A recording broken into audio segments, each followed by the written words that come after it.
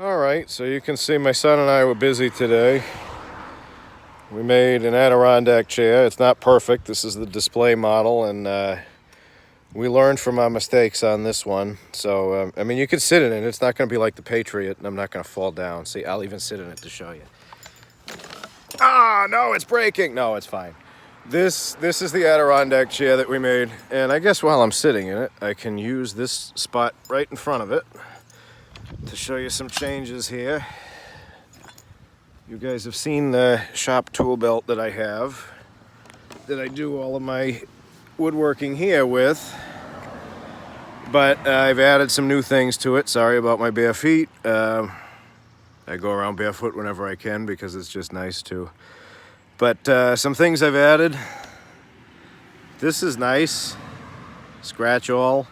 All of the stuff we do is off of templates, and it has holes punched for where you're supposed to drill and countersink and screw everything together. So this is nice. You can just transfer the marks with that, and I stick it right in here. It's got a little slit, and it goes right out there.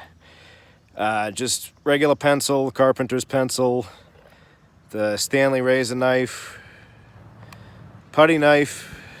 In here, there's usually nothing. Down in here, just some bits, countersink bits. I keep a couple of different sizes, and a screwdriver bit to drive in screws.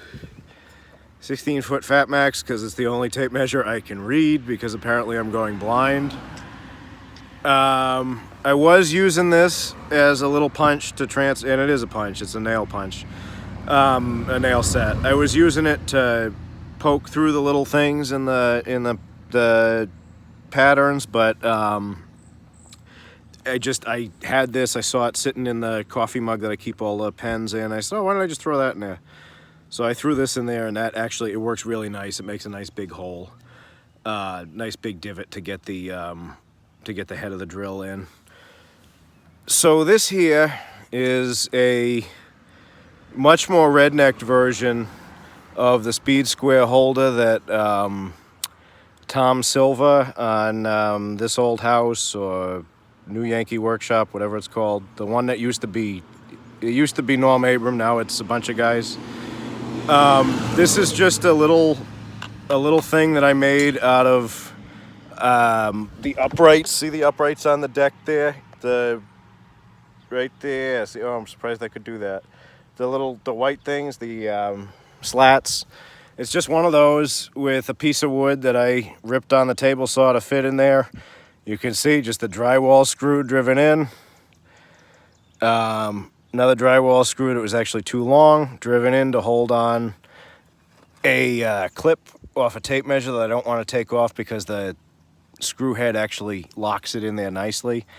And this thing just slides in, the speed square. I'm going to try to do this one-handed. I'm going to use my foot.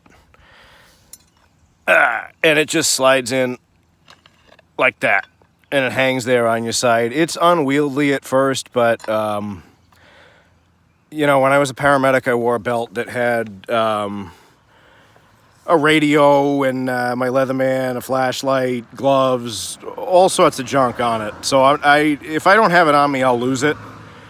And it's a small price to pay, a little bit of weight to have it right there and a little bit of unwieldiness, but I found that works really good.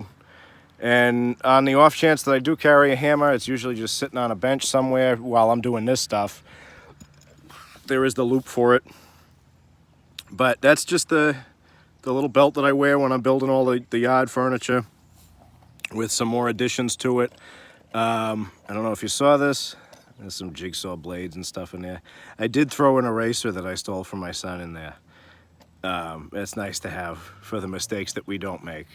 But yeah, this is it. This is we started making Adirondack chairs, and that's just a quick overview of some of the tools that I use to do it. Obviously, there's power tools and stuff too. I just took a shower, so my hair's a mess.